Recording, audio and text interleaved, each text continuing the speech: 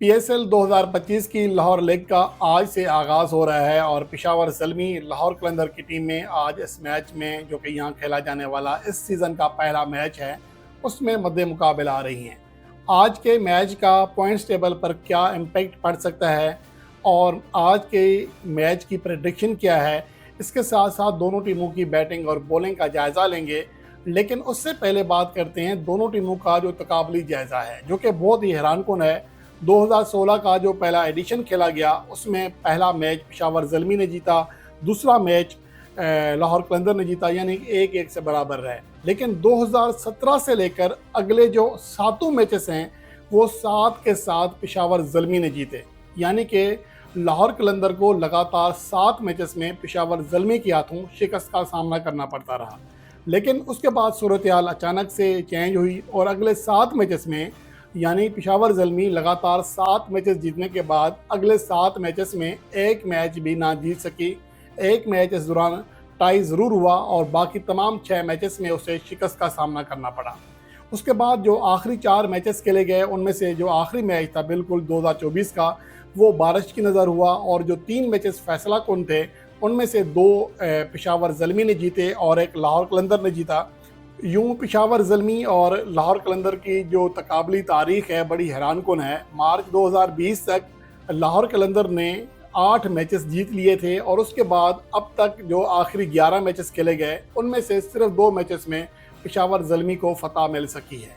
तो ये वो चीज़ है जो कि किसी हद तक पेशावर ज़ल्मी के फैंस के लिए परेशान कुन भी है कि एक तो उनका लाहौर कलंदर के ख़िलाफ़ ट्रैक रिकॉर्ड मार्च 2020 से अब तक ज़्यादा बेहतर नहीं है और उसके साथ साथ इस पीएसएल में भी अब तक वो सिर्फ एक कामयाबी हासिल कर सके हैं जो कि ख़ासा हैरानकुन है।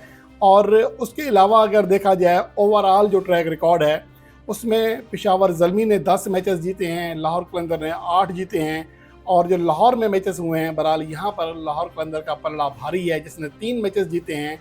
लेकिन जो यहाँ आखिरी मैच खेला गया था उसमें पेशावर ज़ल्मी ने लाहौर कलंदर को शिकस्त से 2-4 किया था।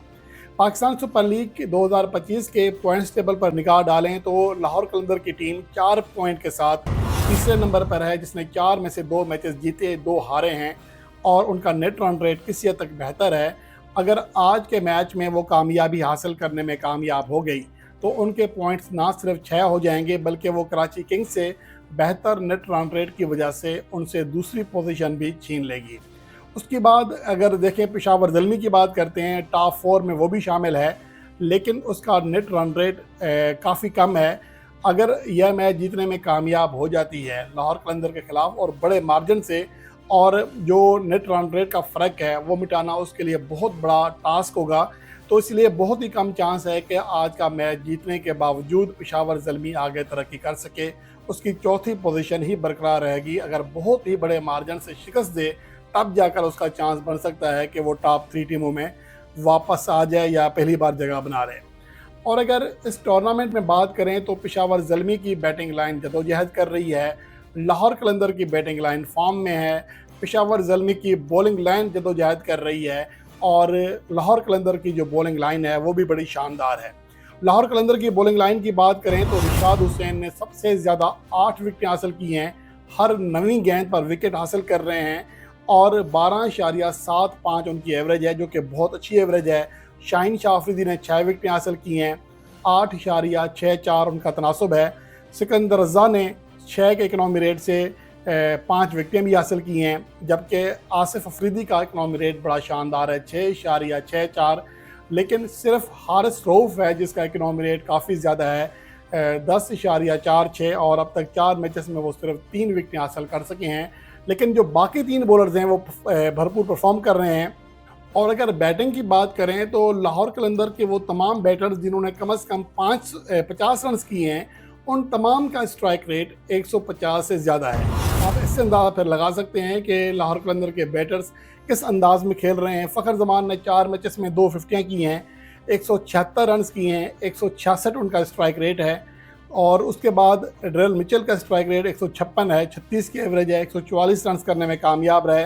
अब्दुल्ला शफीक ने 153 के स्ट्राइक रेट से रन किए हैं और साम बिलिंग ने 203 के स्ट्राइक रेट से, जबकि सिकंदर रज़ा ने 150 के स्ट्राइक रेट से रन किए हैं। दूसरी जानिब अगर पेशावर ज़ल्मी की बात करें तो सूरत हाल बिल्कुल मुख्तलिफ है। मासवाए मोहम्मद हारिस के किसी बैटर की कारकर्दगी काबिले तहसीन नहीं है। मोहम्मद हारिस ने ना सिर्फ 178 के स्ट्राइक रेट से रन्स किए बल्कि 43 उनकी एवरेज रही है। उसके बाद हुसैन तलत ने 100 रन ज़रूर किए हैं, लेकिन उनका जो स्ट्राइक रेट है वो 137 और एवरेज 25 की है। मिचेल ओवन का स्ट्राइक रेट 195 ज़रूर है, लेकिन एवरेज सिर्फ 20 की है। तो ये सूरत हाल है। ख़ास तौर पर जो ओपनिंग बैट्समैन सैम अयूब और बाबर आजम हैं, इन दोनों की कारकर्दगी के ऊपर बहुत बड़ा सवालिया निशान है। सैम अयूब ने अब तक सिर्फ 106 के स्ट्राइक रेट और 15 की एवरेज के साथ 4 मैचेस में 62 रन किए, जिनमें से एक मैच में 50 रन किए, बाकी 3 मैचेस में सिर्फ 12 रन कर सके। और यही सूरत हाल, बल्कि इससे बदतर सूरत हाल बाबर आजम की है। अब तक 4 इनिंग्स में 50 रन भी मुकम्मल नहीं कर सके हैं और 46 उनका बेस्ट स्कोर है जो गुज़श्ता मैच में बनाया, लेकिन उनका स्ट्राइक रेट 96 है। गेंदों से भी कम रन्स कर रहे हैं, 12 की एवरेज है। और यही वो चीज़ है जो कि पेशावर ज़ल्मी को महंगी पड़ रही है। बॉलिंग तो बॉलिंग, बैटिंग में भी वो फेल हो रहे हैं। बॉलिंग की बात करें तो अली रज़ा ने सबसे ज़्यादा 7 विकेटें हासिल की हैं, बाकी उनका कोई बॉलर 4 से ज़्यादा विकेटें हासिल नहीं कर सका। आरिफ याकूब ने खासा इम्पैक्ट डाला था आखिरी 2 मैचेस में, 4.75 उनका इकनॉमी रेट है। उनसे उम्मीद की जा सकती है कि वो पेशावर ज़ल्मी की बॉलिंग लाइन को किसी हद तक इस्तेहकाम देंगे, वरना मजमूई तौर पर देखा जाए तो पेशावर ज़ल्मी की टीम जदोजहद कर रही है, बैटिंग में भी और बॉलिंग में भी। मिचेल ओवन को पहले नीचे भेजा गया, वहाँ धुआंधार बैटिंग की, लेकिन जैसे उन्हें दोबारा ऊपर भेजा गया वहाँ पर वो फेल हुए, नीचे भी फेल हो रहे हैं। तो मुझे लगता है कि सैम अयूब और मिचेल ओवन को ओपनिंग करना चाहिए, बाबर आजम को ओपनिंग छोड़कर 1 डाउन पोजीशन पर आना चाहिए। और उनके लिए इसलिए भी बेहतर है कि फ़िलहाल तो जो उनकी फॉर्म चल रही है या उनके बारे में जो राय पाई जाती है, उन्हें पाकिस्तान की T20 टीम में चांस मिलना बहुत मुश्किल दिखाई दे रहा है। लेकिन अगर कल को ऐसा चांस बनता भी है तो ओपनिंग पर बाबर आजम को खेलना बहुत ही मुश्किल हो जाएगा। तो इसीलिए बाबर आजम को पाकिस्तान सुपर लीग में भी ओपनिंग के बजाय मिडिल ऑर्डर में तीसरे नंबर पर बैटिंग करना चाहिए, ताकि वो इस पोजीशन पर ख़ुद को एडजस्ट कर सकें। तो यही वो चीज़ है जो कि मुझे लगता है कि बाबर आजम को और उनकी टीम मैनेजमेंट को समझने की ज़रूरत है। अगर स्टार्ट अच्छा नहीं मिलेगा, सैम अयूब भी जदोजहद कर रहे हैं, बाबर आजम भी साथ जदोजहद करेंगे, तो फिर बहुत ही मुश्किल हो जाएगी। और अगर आज के मैच की प्रेडिक्शन के हवाले से बात करें तो 60% जो चांस है वो लाहौर कलंदर का है।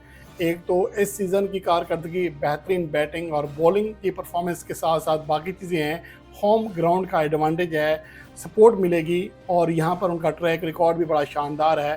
तो 60% चांस आज लाहौर कलंदर का है और 40% मैं पेशावर ज़ल्मी को दूंगा।